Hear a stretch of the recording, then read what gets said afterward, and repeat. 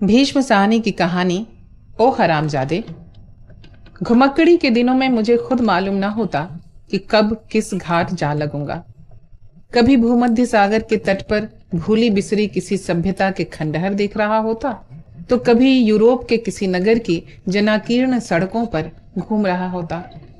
दुनिया बड़ी विचित्र पर साथ ही अबोध और अगम्य लगती। जान पड़ता जैसे मेरी ही तरह वह भी बिना किसी धुरे के निरुद्देश्य घूम रही है। ऐसे ही एक बार मैं यूरोप के एक दूरवर्ती इलाके में जा पहुंचा था। एक दिन दोपहर के वक्त होटल के कमरे में से निकलकर मैं खाड़ी के किनारे बेंच पर बैठा आती जाती नावों को देख रहा था, जब मेरे पास से गुजरते हुए अधेड़ उम्र की एक महिला ठिठक कर खड़ी हो गई। मैंने विशेष ध्यान नहीं दिया। मैंने समझा उसे किसी दूसरे चेहरे का मुगालता हुआ होगा, पर वो और निकट आ गई। भारत से आए हो? उसने धीरे से बड़ी शिष्ट मुस्कान के साथ पूछा। मैंने भी मुस्कुराकर सिर हिला दिया। मैं देखते ही समझ गई थी कि तुम हिंदुस्तानी होगे। और वो अपना बड़ा सा थैला बेंच पर रखकर मेरे पास बैठ गई। नाटे कद की बोझिल से शरीर की महिला बाजार से सौदा खरीद कर लौट रही थी। खाड़ी के नीले जल जैसी ही उसकी आंखें थीं। इतनी साफ नीली आंखें केवल छोटे बच्चों की ही होती हैं। इस पर साफ गोरी त्वचा, पर बाल खिचड़ी हो रहे थे और चेहरे पर हल्की हल्की रेखाएं उतर आई थीं, जिनके जाल से खाड़ी हो या रेगिस्तान कोई कभी नहीं बच सकता। अपना खरीदारी का थैला बेंच पर रखकर वह मेरे पास तनिक सुस्ताने के लिए बैठ गई। नाटे कद की बोझल से शरीर की महिला बाजार से सौदा खरीद कर लौट रही थी। खाड़ी के नीचे जल जैसी ही उसकी आंखें थीं। इतनी साफ नीली आंखें केवल छोटे बच्चों की ही होती हैं। इस पर साफ गोरी त्वचा, पर बाल खिचड़ी हो रहे थे और चेहरे पर हल्की हल्की रेखाएं उतर आई थीं, जिनके जाल से खाड़ी हो या रेगिस्तान कभी कोई बच नहीं सकता। अपना खरीदारी का थैला बेंच पर रखकर वह मेरे पास तनिक सुस्ताने के लिए बैठ गई। वो अंग्रेज नहीं थी, पर टूटी फूटी अंग्रेजी में अपना मतलब अच्छी तरह से समझा लेती थी। मेरा पति भी भारत का रहने वाला है, इस वक्त घर पर है, तुमसे मिलकर बहुत खुश होगा। मैं थोड़ा हैरान हुआ। इंग्लैंड और फ्रांस आदि देशों में तो हिंदुस्तानी लोग बहुत मिल जाते हैं, वहीं पर सैकड़ों बस भी गए हैं, लेकिन यूरोप के इस दूर दराज के इलाके में कोई हिंदुस्तानी क्यों आकर रहने लगा होगा? कुछ कुतूहलवश, कुछ वक्त काटने की इच्छा से मैं तैयार हो गया। चलिए, जरूर मिलना चाहूंगा। और हम दोनों उठ खड़े हुए। सड़क पर चलते हुए मेरी नजर बार बार उस महिला के गोल मटोल शरीर पर जाती रही। उस हिंदुस्तानी ने इस औरत में क्या देखा होगा जो घर बार छोड़ करके यहां इसके साथ बस गया है?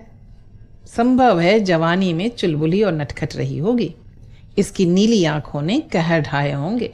हिंदुस्तानी मरता ही नीली आंखों और गोरी चमड़ी पर है, पर अब तो समय उस पर कहर ढाने लगा था। 50-55 की रही होगी। थैला उठाए हुए सांस बार बार फूल रही थी। कभी उसे एक हाथ में उठाती और कभी दूसरे हाथ में। मैंने थैला उसके हाथ से ले लिया और हम बतियाते हुए उसके घर की ओर जाने लगे। आप भी कभी भारत गई हैं? मैंने पूछा। एक बार गई थी, लाल ले गया था, पर इसे तो अब लगता है 20 बरस बीत चुके हैं। लाल साहब तो जाते रहते होंगे। महिला ने खिचड़ी बालों वाला अपना सिर झटक कर कहा। नहीं, वह भी नहीं गया, इसलिए वो तुमसे मिलकर बहुत खुश होगा। यहाँ हिंदुस्तानी बहुत कम आते हैं। तंग सीढ़ियां चढ़कर हम एक फ्लैट में पहुंचे। अंदर रोशनी थी और एक खुला सा कमरा, जिसकी चारों दीवारों के साथ किताबों से ठसाठस भरी अलमारियां रखी थीं। दीवार पर जहां कहीं कोई टुकड़ा खाली मिला था, वहां तरह तरह के नक्शे और मानचित्र टांग दिए गए थे। उसी कमरे में दूर खिड़की के पास वाले कमरे में काले रंग का सूट पहने, सांवले रंग और उड़ते सफेद बालों वाला एक हिंदुस्तानी बैठा कोई पत्रिका बांच रहा था। लाल, देखो तो कौन आया है, इनसे मिलो। तुम्हारे एक देशवासी को जबरदस्ती खींच लाई हूं, महिला ने हंसकर कहा। वो उठ खड़ा हुआ और जिज्ञासा और कुतूहल से मेरी ओर देखता हुआ आगे बढ़ाया। आइए आइए, बड़ी खुशी हुई। मुझे लाल कहते हैं, मैं यहाँ इंजीनियर हूँ। मेरी पत्नी ने मुझ पर बड़ा एहसान किया है जो आपको ले आई हैं। ऊंचे लंबे कद का आदमी निकला। ये कहना कठिन था कि भारत के किस हिस्से से आया है। शरीर बोझल और ढीला ढाला था। दोनों कनपटियों के पास सफेद बालों के गुच्छे से उगाए थे, जबकि सिर के ऊपर गिने चुने सफेद बाल उड़ से रहे थे। दुआ सलाम के बाद हम बैठे ही थे कि उसने सवालों की झड़ी लगा दी। दिल्ली शहर तो अब बहुत कुछ बदल गया होगा, उसने बच्चों के से आग्रह के साथ पूछा। हाँ, बदल गया है। आप कब थे दिल्ली में? मैं दिल्ली का रहने वाला नहीं हूँ। यूं लड़कपन में बहुत बार दिल्ली गया हूँ। रहने वाला तो मैं पंजाब का हूँ, जलंधर का। जलंधर तो आपने कहाँ देखा होगा? ऐसा तो नहीं, मैं तो स्वयं पंजाब का रहने वाला हूँ। किसी जमाने में जलंधर में रह चुका हूँ। मेरे कहने की देर थी कि वह आदमी उठ खड़ा हुआ और लपक कर मुझे बाहों में भर लिया। ओ जालम, तू बोलना नहीं है जो जलंधर न रहने वाले। मैं सकुचा गया। ढीले ढाले बुजुर्ग को यूं उत्तेजित होता देख मुझे अटपटा सा लगा, पर वह सिर से पांव तक पुलक उठा था। इसी उत्तेजना में वह आदमी मुझे छोड़कर तेज तेज चलता हुआ पिछले कमरे की ओर चला गया और थोड़ी देर बाद अपनी पत्नी को साथ लिए अंदर दाखिल हुआ, जो इसी बीच थैला उठाए अंदर चली गई थी। हेलेन, ये आदमी जलंधर से आया है, मेरे शहर से। तुमने बताया ही नहीं। उत्तेजना के कारण उसका चेहरा दमकने लगा था और बड़ी बड़ी आंखों के नीचे गुमड़ों में नमी आ गई थी। मैंने ठीक ही किया ना, महिला कमरे में आते हुए बोली। उसने इस बीच एप्रन पहन लिया था और रसोई घर में काम करने लग गई थी। बड़ी शालीन स्निग्ध नजर से उसने मेरी ओर देखा। उसके चेहरे पर वैसी ही शालीनता झलक रही थी जो 10 वर्ष तक शिष्टाचार निभाने के बाद स्वभाव का अंग बन जाती है। वो मुस्कुराती हुई मेरे पास आकर बैठ गई। लाल मुझे भारत में जगह जगह घुमाने ले गया था। आगरा, बनारस, कलकत्ता, हम बहुत घूमे थे। वो बुजुर्ग इस बीच टकटकी बांधे मेरी ओर देखे जा रहा था। उसकी आंखों में वही रुमानी किस्म का देश प्रेम झलकने लगा था जो देश के बाहर रहने वाले हिंदुस्तानी की आंखों में अपने किसी देशवासी से मिलने पर चमकने लगता है। हिंदुस्तानी पहले तो अपने देश से भागता है और बाद में उसी हिंदुस्तान के लिए तरसने लगता है। भारत छोड़ने के बाद आप बहुत दिन से भारत नहीं गए, आपकी श्रीमती बता रही थी। भारत के साथ आपका संपर्क तो रहता ही होगा। और मेरी नजर किताबों से ठसाठस भरी अलमारियों पर पड़ी। दीवारों पर टंगे अनेक मानचित्र भारत के ही मानचित्र थे। उसकी पत्नी अपनी भारत यात्रा को याद करके कुछ अनमनी सी हो गई थी। एक छाया सी मानो उसके चेहरे पर डोलने लगी हो। लाल के कुछ मित्र संबंधी अभी भी जालंधर में रहते हैं। कभी कभी उनका खत आ जाता है। फिर हंसकर बोली, उनके खत मुझे पढ़ने के लिए नहीं देता, कमरा अंदर से बंद करके उन्हें पढ़ता है। तुम क्या जानो कि उन खतों से मुझे क्या मिलता है, लाल ने भावुक होते हुए कहा। इस पर उसकी पत्नी उठ खड़ी हुई। तुम लोग जलंधर की गलियों में घूमो, मैं चाय का प्रबंध करती हूँ, उसने हंसकर कहा और उन्हीं कदमों से रसोई घर की ओर घूम गई। भारत के प्रति उस आदमी की अत्यधिक भावुकता को देखकर मुझे भी अचंभा हो रहा था। देश के बाहर दशाब्दियों तक रह चुकने के बाद भी कोई आदमी बच्चों की तरह भावुक हो सकता है, मुझे अटपटा लग रहा था।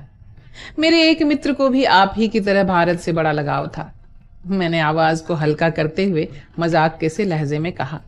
वो भी बरसों तक देश के बाहर रहता रहा था। उसके मन में ललक उठने लगी कि कब मैं फिर से अपने देश की धरती पर पांव रख पाऊंगा। कहते हुए मैं क्षण भर के लिए ठिठका। मैं जो कहने जा रहा हूं शायद मुझे नहीं कहना चाहिए, लेकिन फिर भी धृष्टता से बोलता चला गया। चुनांचे वर्षों बाद सचमुच वह एक दिन टिकट कटवाकर हवाई जहाज द्वारा दिल्ली जा पहुंचा। उसने खुद यह किस्सा बाद में मुझे सुनाया था। हवाई जहाज से उतरकर वो बाहर आया। हवाई अड्डे की भीड़ में खड़े खड़े ही वो नीचे की ओर झुका और बड़े श्रद्धा भाव से भारत की धरती को स्पर्श करने के बाद खड़ा हुआ तो देखा बटुआ गायब था।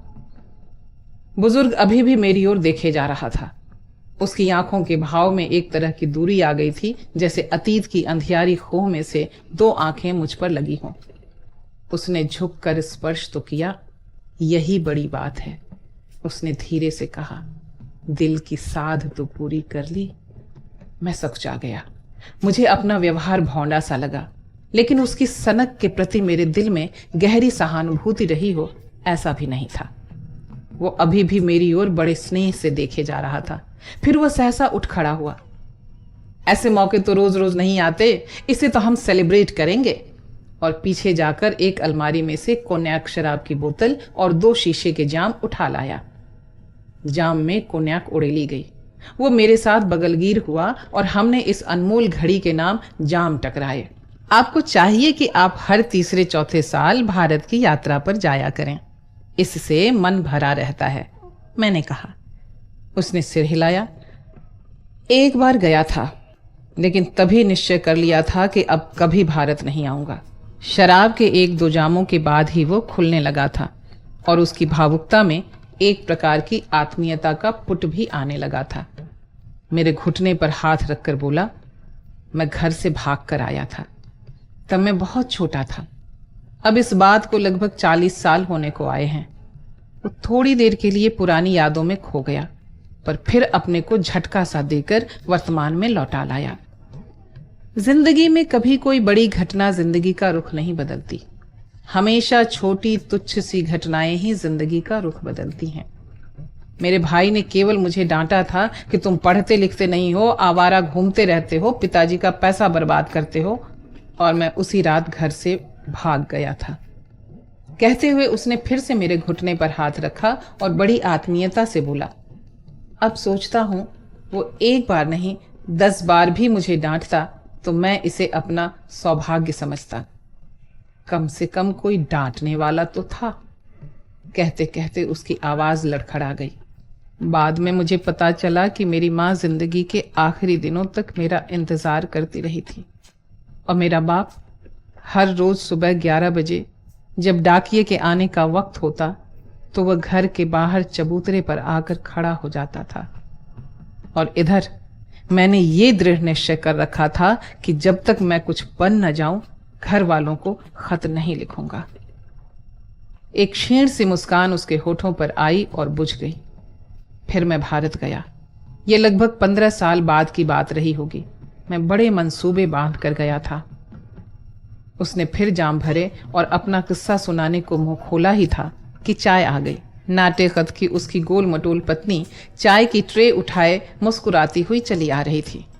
उसे देखकर मन में फिर से सवाल उठा, क्या ये महिला जिंदगी का रुख बदलने का कारण बन सकती है? चाय आ जाने पर वार्तालाप में औपचारिकता आ गई।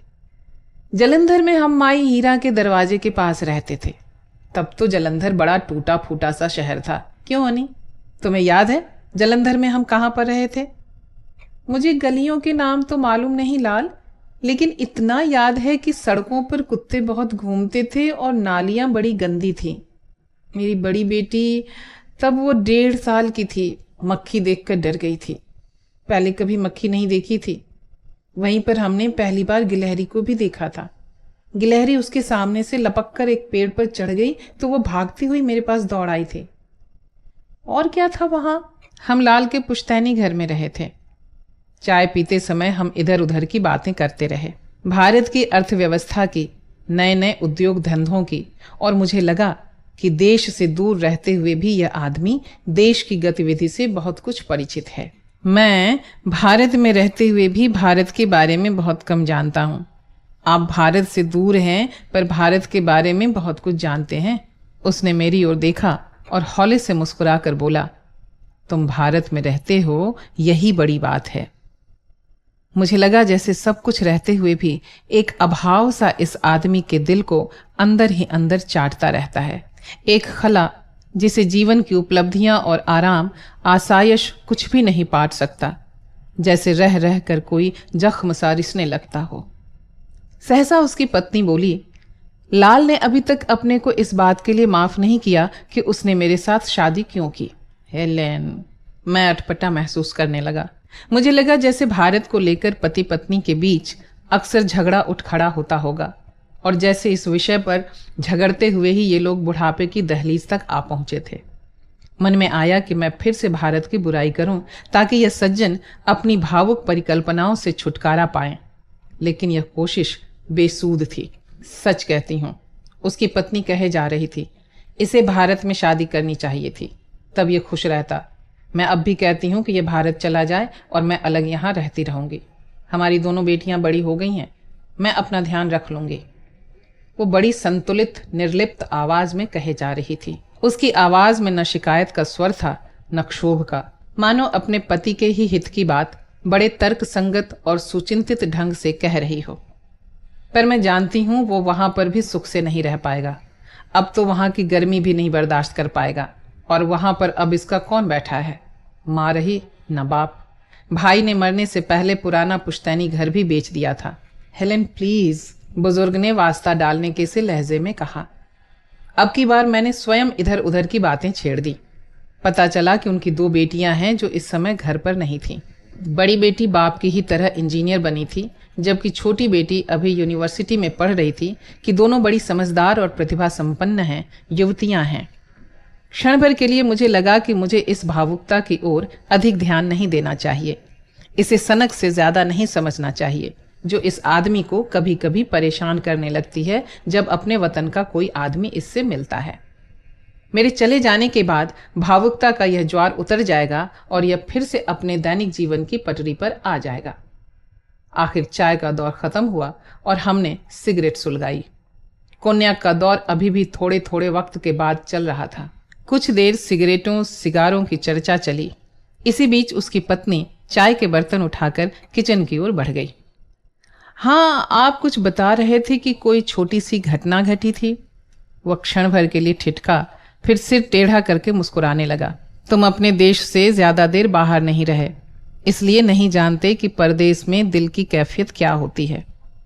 पहले कुछ साल तो मैं सब कुछ भूले रहा, पर भारत से निकले 10-12 साल बाद भारत की याद रह रह कर मुझे सताने लगी। मुझ पर एक जुनून सा तारी होने लगा। मेरे व्यवहार में भी एक बचपना सा आने लगा। कभी कभी मैं कुर्ता पायजामा पहनकर सड़कों पर घूमने लगता था ताकि लोगों को पता चले कि मैं हिंदुस्तानी हूं, भारत का रहने वाला हूं। कभी जोधपुरी चप्पल पहन लेता जो मैंने लंदन से मंगवाई थी। लोग सचमुच बड़े कुतूहल से मेरी चप्पल की ओर देखते और मुझे बड़ा सुख मिलता। मेरा मन चाहता कि सड़कों पर पान चबाता हुआ निकलूं, धोती पहनकर चलूं। मैं सचमुच दिखाना चाहता था कि मैं भीड़ में खोया अजनबी नहीं हूं, मेरा भी कोई देश है, मैं भी कहीं का रहने वाला हूं। परदेश में रहने वाले हिंदुस्तानी के दिल को जो बात सबसे ज्यादा सालती है वो यह कि वह परदेश में एक के बाद एक सड़क लांघता चला जाए और उसे कोई जानता ही नहीं, कोई पहचानता नहीं, जबकि अपने वतन में हर तीसरा आदमी वाकिफ होता है। दिवाली के दिन मैं घर में मोमबत्तियां लाकर जला देता, हेलेन के माथे पर बिंदी लगाता, उसकी मांग में लाल रंग भरता। मैं इस बात के लिए तरस तरस जाता कि रक्षाबंधन का दिन हो और मेरी बहन अपने हाथों से मुझे राखी बांधे और कहे, मेरा वीर जुग जुग जिए। मैं वीर शब्द सुन पाने के लिए तरस तरस जाता। आखिर मैंने भारत जाने का फैसला कर लिया।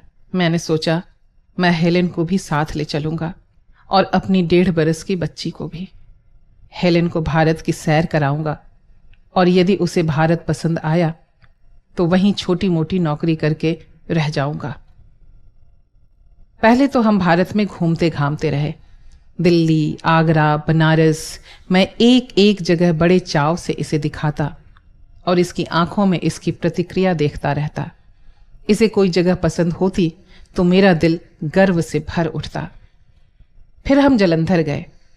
कहते ही वह आदमी फिर से अनमना सा होकर नीचे की ओर देखने लगा और चुपचाप सा हो गया। मुझे लगा जैसे वह मन ही मन दूर अतीत में खो गया है और खोता चला जा रहा है। पर सहसा उसने कंधे झटक दिए और फर्श की ओर आंखें लगाए ही बोला। जलंधर में पहुंचते ही मुझे घोर निराशा हुई। फटीचर सा शहर, लोग जरूरत से ज्यादा काले और दुबले, सड़कें टूटी हुई, सभी कुछ जाना पहचाना था लेकिन बड़ा छोटा छोटा और टूटा फूटा। क्या यही मेरा शहर है जिसे मैं हेलेन को दिखाने लाया हूं? हमारा पुश्तैनी घर जो बचपन में मुझे इतना बड़ा बड़ा और शानदार लगा करता था, पुराना और सिकुड़ा हुआ लगा। माँ बाप बरसों पहले मर चुके थे। भाई प्यार से मिला लेकिन उसे लगा जैसे मैं जायदाद बांटने आया हूं और वह पहले दिन से ही खिंचा खिंचा रहने लगा। छोटी बहन की 10 बरस पहले शादी हो चुकी थी और वह मुरादाबाद में जाकर रहने लगी थी। क्या मैं विदेशों में बैठा इसी नगर के स्वप्न देखा करता था? क्या मैं इसी शहर को देख पाने के लिए बरसों से तरसता रहा हूं? जान पहचान के लोग बूढ़े हो चुके थे। गली के सिरे पर कुबड़ा हलवाई बैठा करता था।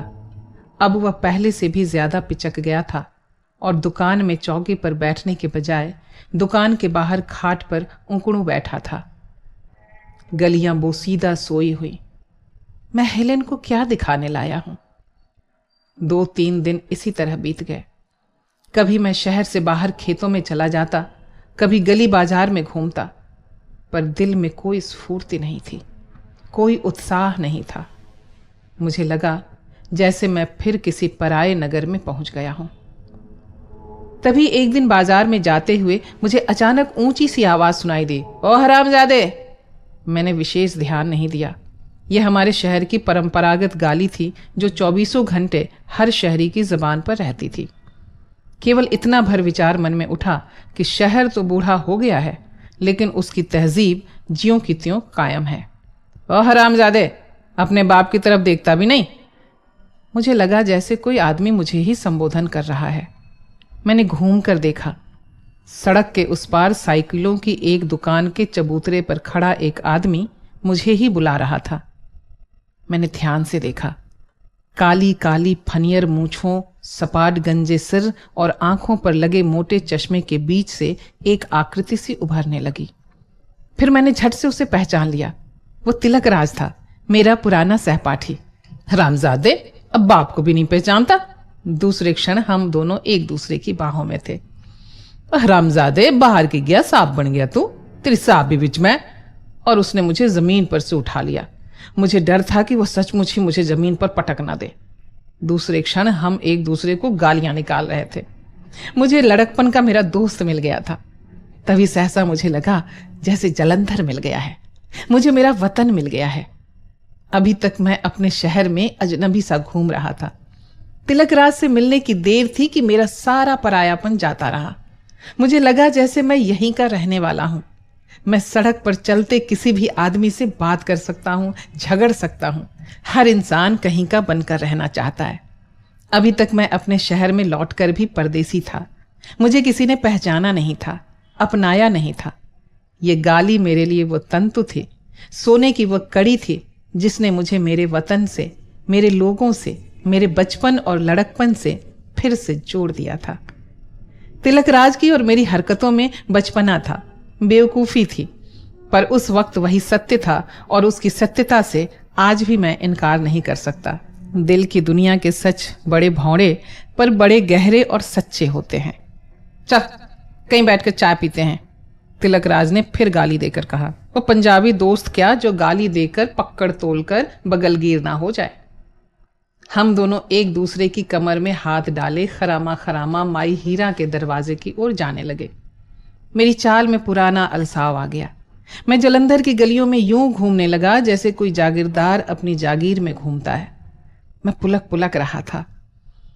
किसी किसी वक्त मन में से आवाज उठती, तुम यहाँ के नहीं हो, पराये हो, परदेसी हो। पर मैं अपने पैर और भी जोर से पटक पटक कर चलने लगता। चुच्चा हलवाई अभी भी वहीं पर बैठता है। और क्या, तू हमें धोखा दे गया है, और लोगों ने तो धोखा नहीं दिया। इसी अल्हड़पन से एक दूसरे की कमर में हाथ डाले हम किसी जमाने में इन्हीं सड़कों पर घूमा करते थे। तिलकराज के साथ मैं लड़कपन में पहुंच गया था। उन दिनों का अलबेलापन महसूस करने लगा था। हम एक मैले कुचैले ढाबे में जा बैठे। वही मक्खियों और मैल से अटा गंदा मेज, पर मुझे परवाह नहीं थी। ये मेरे जलंधर के ढाबे का मेज था। उस वक्त मेरा दिल करता कि हेलेन मुझे इस स्थिति में आकर देखे, तब वो मुझे जान लेगी कि मैं कौन हूं, कहाँ का रहने वाला हूं, कि दुनिया में एक कोना ऐसा भी है जिसे मैं अपना कह सकता हूं। ये गंदा ढाबा, ये धुआं भरी फटीचर खोह। ढाबे से निकलकर हम देर तक सड़कों पर मटर गश्ती करते रहे, यहां तक कि थक कर चूर हो गए। वह उसी तरह मुझे अपने घर के सामने तक ले गया, जैसे लड़कपन में मैं उसके साथ चलता हुआ उसे उसके घर तक छोड़ने जाता था, फिर वह मुझे मेरे घर तक छोड़ने आता था। तभी उसने कहा, कल रात खाना तुम मेरे घर पर खाओगे, अगर इनकार किया तो साले यहीं तुझे गले से पकड़कर नाली में घुसेड़ दूंगा। आऊंगा, मैंने झट से कहा। अपनी मेम को भी लाना, 8 बजे मैं तेरी राह देखूंगा, अगर नहीं आया तो साले हराम दे। और पुराने दिनों की तरह ही उसने पहले हाथ मिलाया और फिर घुटना उठाकर मेरी जांघ पर दे मारा। यही हमारा विदा होने का ढंग हुआ करता था। जो पहले ऐसा कर जाए कर जाए। मैंने भी उसे गले से पकड़ लिया और नीचे गिराने का अभिनय करने लगा। ये स्वांग था। मेरी जलंधर की सारी यात्रा ही छलावा थी। कोई भावना मुझे हाके चली जा रही थी और मैं इस छलावे में ही खोया रहना चाहता था। दूसरे रोज 8 बजते न बजते हेलेन और मैं उसके घर जा पहुंचे। बच्ची को हमने पहले ही खिलाकर सुला दिया था। हेलेन ने अपनी सबसे बढ़िया पोशाक पहनी, काले रंग की फ्रॉक जिस पर सुनहरी कशीदाकारी हो रही थी।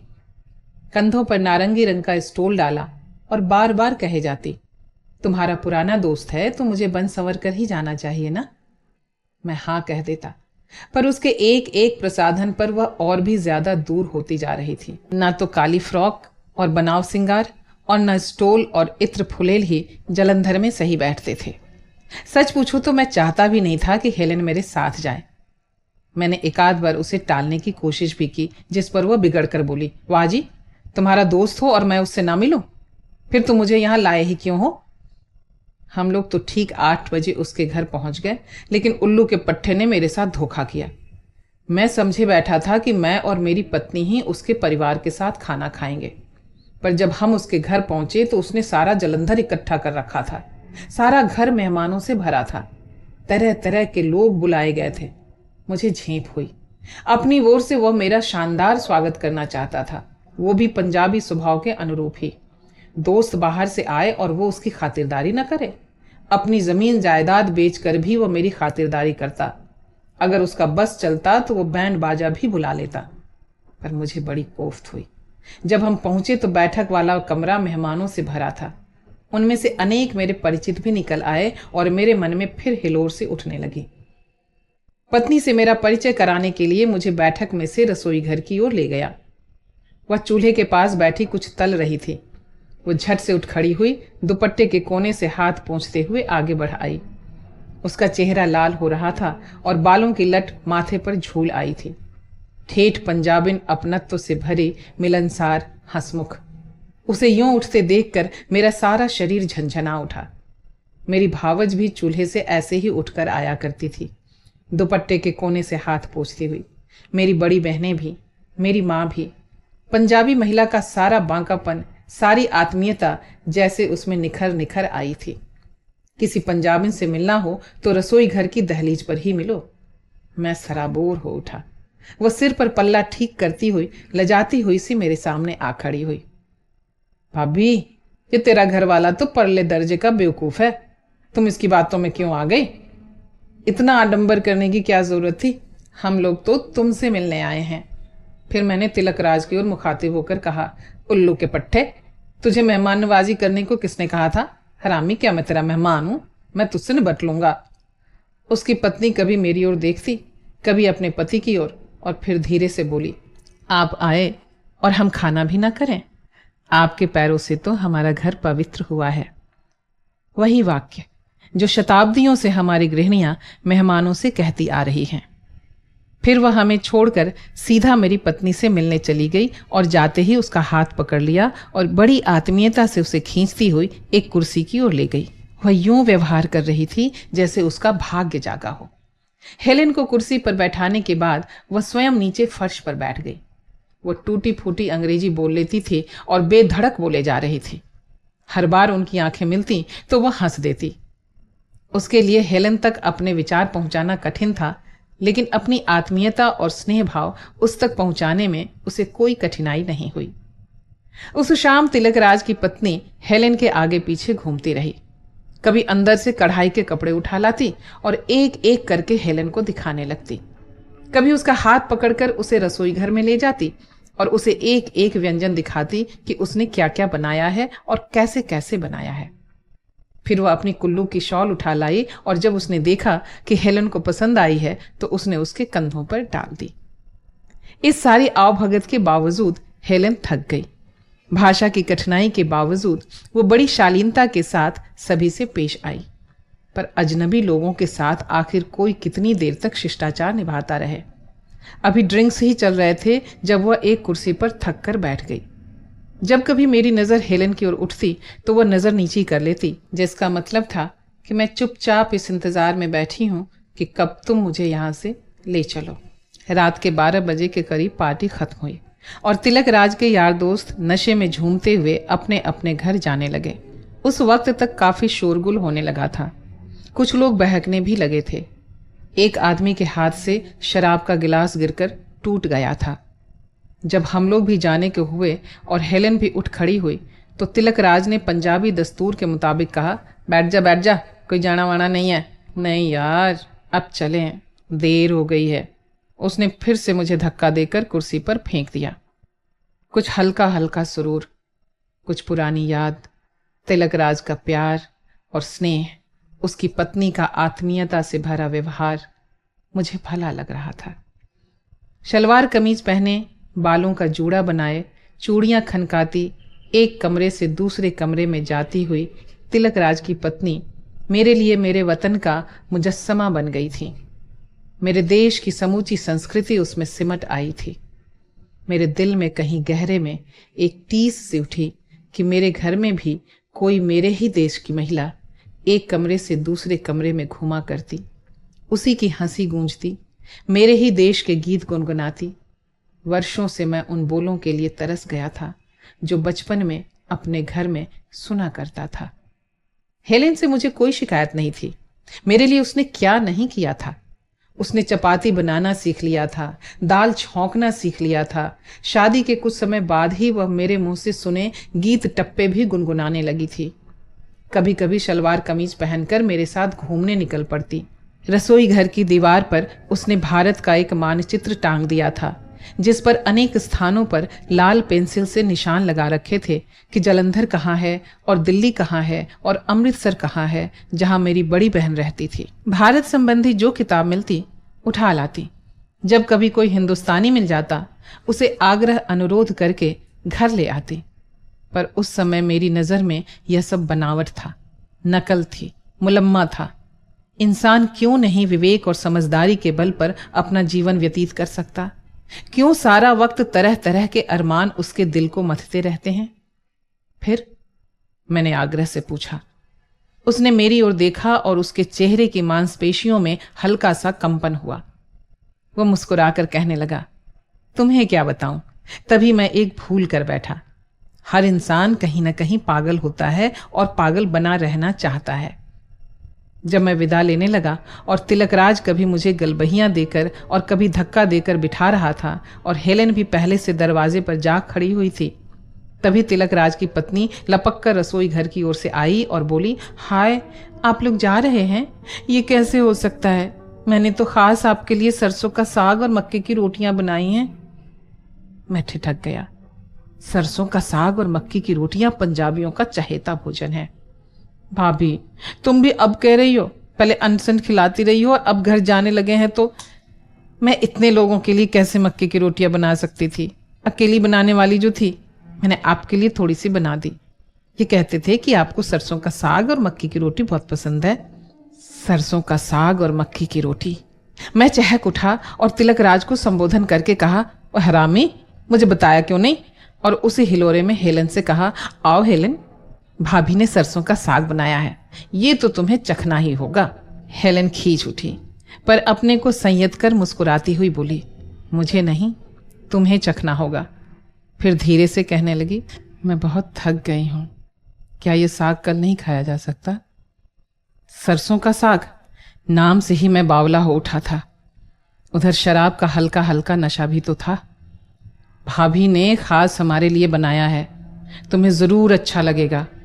फिर बिना हेलन के उत्तर का इंतजार किए, साग है तो मैं रसोई घर के अंदर बैठकर खाऊंगा। मैंने बच्चों की तरह लाड़ से कहा, चल बे उल्लू के पट्टे, उतार जूते, धो हाथ और बैठ जा थाली के पास, एक ही थाली में खाएंगे। छोटा सा रसोई घर था। हमारे अपने घर में भी ऐसा ही रसोई घर हुआ करता था, जहां माँ अंगीठी के पास रोटियां सेका करती थीं और हम घर के बच्चे साझी थालियों में झुके लुकमे तोड़ा करते थे। फिर एक बार चिर परिचित दृश्य मानो अतीत में से उभर कर मेरी आंखों के सामने घूमने लगा था और मैं आत्मविभोर होकर उसे देखे जा रहा था। चूल्हे की आग की लौ में तिलकराज की पत्नी के कान का झूमर चमक चमक जाता था। सोने के कांटे में लाल नगीना पंजाबियों को बहुत फबता है। इस पर हर बार तवे पर रोटी सेंकने पर उसकी चूड़ियां खनक उठती और वह दोनों हाथों से गरम गरम रोटी तवे पर से उतार कर हंसते हुए हमारी थाली में डाल देती। ये दृश्य मैं बरसों के बाद देख रहा था और ये मेरे लिए किसी स्वप्न से भी अधिक सुंदर और हृदयग्राही था। मुझे हेलेन की सुध भी नहीं रही। मैं बिल्कुल भूले हुए था कि बैठक में हेलेन अकेली बैठी मेरा इंतजार कर रही है। मुझे डर था कि अगर मैं रसोई घर में से उठ गया तो स्वप्न भंग हो जाएगा, यह सुंदरतम चित्र टुकड़े टुकड़े हो जाएगा। लेकिन तिलकराज की पत्नी उसे नहीं भूली थी। वह सबसे पहले एक तश्तरी में मक्की की रोटी और थोड़ा सा साग और उस पर थोड़ा सा मक्खन रखकर हेलेन के लिए ले गई थी। बाद में भी 2-1 बार बीच बीच में उठकर उसके पास कुछ न कुछ ले जाती रही थी। खाना खा चुकने पर जब हम लोग रसोई घर में से निकलकर बैठक में आए तो हेलेन कुर्सी में बैठे बैठे सो गई थी और तिपाई पर मक्की की रोटी अछूती रखी थी। हमारे कदमों की आहट पाकर उसने आंखें खोली और उसी शालीन शिष्ट मुस्कान के साथ उठ खड़ी हुई। विदा लेकर जब हम लोग बाहर निकले तो चारों ओर सन्नाटा छाया था। नुक्कड़ पर हमें एक तांगा मिल गया। तांगे में घूमे बरसों बीत चुके थे। मैंने सोचा हेलेन को भी इसकी सवारी अच्छी लगेगी। पर जब हम लोग तांगे में बैठकर घर की ओर जाने लगे तो रास्ते में हेलेन बोली, कितने दिन और तुम्हारा विचार जलंधर में रहने का है? क्यों, अभी से ऊब गई क्या? आज तुम्हें बहुत परेशान किया ना? I am sorry. हेलेन चुप रही। न हूं न हाँ। हम पंजाबी लोग सरसों के साग के लिए पागल हुए रहते हैं। आज मिला तो मैंने सोचा जी भर के खाओ। तुम्हें कैसा लगा? सुनो, मैं सोचती हूं मैं यहां से लौट जाऊं। तुम्हारा जब मन आए चले आना। ये क्या कह रही हो हेलेन? क्या तुम्हें मेरे लोग पसंद नहीं हैं? भारत में आने पर मुझे मन ही मन कई बार यह ख्याल आया था कि अगर हेलेन और बच्ची साथ में नहीं आती तो मैं खुलकर घूम फिर सकता था, छुट्टी मना सकता था। पर मैं स्वयं ही बड़े आग्रह से उसे अपने साथ लाया था। मैं चाहता था कि हेलेन मेरा देश देखे, मेरे लोगों से मिले, हमारी नन्ही बच्ची के संस्कारों में भारत के संस्कार भी जुड़ें और यदि हो सके तो मैं भारत में ही छोटी मोटी नौकरी कर लूं। हेलेन की शिष्ट संतुलित आवाज में मुझे रुलाई का भास हुआ। मैंने दुलार से उसे आलिंगन में भरने की कोशिश की। उसने धीरे से मेरी बांह को परे हटा दिया। मुझे दूसरी बार उसके इर्द गिर्द अपनी बांह डाल देनी चाहिए थी, लेकिन मैं स्वयं तुनक उठा। तुम तो बड़ी डींग मारा करती हो कि तुम्हें कुछ भी बुरा नहीं लगता, और अभी 1 घंटे में ही कलई खुल गई। तांगे में हिचकोले आ रहे थे। पुराना फटीचर सा तांगा था जिसके सब चूल ढीले थे। हेलेन को तांगे के हिचकोले परेशान कर रहे थे। ऊबड़ खाबड़ गड्ढों से भरी सड़क पर हेलेन बार बार संभल कर बैठने की कोशिश कर रही थी। मैं सोचती हूं मैं बच्ची को लेकर लौट जाऊंगी। मेरे यहां रहते तुम लोगों से खुलकर नहीं मिल सकते। उसकी आवाज में औपचारिकता का वैसा ही पुट था जैसा सरसों के साग की तारीफ करते समय रहा होगा। झूठी तारीफ और यहां झूठी सद्भावना। तुम खुद सारा वक्त गुमसुम बैठी रही हो। मैं इतने चाव से तुम्हें अपना देश दिखाने लाया हूं। तुम अपने दिल की भूख मिटाने आए हो, मुझे अपना देश दिखाने नहीं लाए। उसने स्थिर, समतल, ठंडी आवाज में कहा, और अब मैंने तुम्हारा देश देख लिया है। मुझे चाबुक सी लगी। इतना बुरा क्या है मेरे देश में जो तुम इतनी नफरत से उसके बारे में बोल रही हो? हमारा देश गरीब है तो क्या है, तो हमारा अपना। मैंने तुम्हारे देश के बारे में कुछ नहीं कहा। तुम्हारी चुप्पी ही बहुत कुछ कह देती है। जितनी ज्यादा चुप रहती हो उतना ही ज्यादा विष घोलती हो। वह चुप हो गई। अंदर ही अंदर मेरा हीन भाव, जिससे उन दिनों हम सब हिंदुस्तानी ग्रस्त हुआ करते थे, छटपटाने लगा था। आक्रोश और तिलमिलाहट के उन क्षणों में भी मुझे अंदर ही अंदर कोई रोकने की कोशिश कर रहा था। अब बात और आगे नहीं बढ़ाओ, बाद में तुम्हें अफसोस होगा। लेकिन मैं बेकाबू हुआ जा रहा था। अंधेरे में यह भी नहीं देख पाया कि हेलेन की आंखें भर आई हैं और वह उन्हें बार बार पूछ रही है। तांगा हिचकोले खाता बढ़ा जा रहा था और साथ साथ मेरी बौखलाहट भी बढ़ रही थी। आखिर तांगा हमारे घर के आगे जा खड़ा हुआ। हमारे घर की बत्ती जलती छोड़कर घर के लोग अपने अपने कमरों में आराम से सो रहे थे। कमरे में पहुंचकर हेलेन ने फिर एक बार कहा, तुम्हें किसी हिंदुस्तानी लड़की से शादी करनी चाहिए थी। उसके साथ तुम खुश रहते, मेरे साथ तुम बंधे बंधे महसूस करते हो। हेलेन ने आंख उठाकर मेरी ओर देखा। उसकी नीली आंखें मुझे कांच की बनी लगी, ठंडी, कठोर, भावनाहीन। तुम सीधा क्यों नहीं कहती हो कि तुम्हें एक हिंदुस्तानी के साथ ब्याह नहीं करना चाहिए था? मुझ पर इस बात का दोष क्यों लगाती हो? मैंने ऐसा कुछ नहीं कहा, वो बोली और पार्टीशन के पीछे कपड़े बदलने चली गई। दीवार के साथ एक और हमारी बच्ची पालने में सो रही थी। मेरी आवाज़ सुनकर वह कुनमुनाई। इस पर हेलेन झट से पार्टीशन के पीछे से लौट आई और बच्ची को थपथपाकर सुलाने लगी। बच्ची फिर से गहरी नींद में सो गई और हेलेन पार्टीशन की ओर बढ़ गई। तभी मैंने पार्टीशन की ओर जाकर गुस्से से कहा, जब से भारत आए हैं आज पहले दिन कुछ दोस्तों से मिलने का मौका मिला है, तुम्हें वो भी बुरा लगा है? लानत है ऐसी शादी पर। मैं जानता था पार्टीशन के पीछे से कोई उत्तर नहीं आएगा। बच्ची सो रही हो तो हेलेन कमरे में चलती भी दबे पांव थी। बोलने का तो सवाल ही नहीं उठता। पर वह उसी समतल आवाज में धीरे से बोली, तुम्हें मेरी क्या परवाह? तुम तो मजे से अपने दोस्त की बीबी के साथ फ्लर्ट कर रहे थे।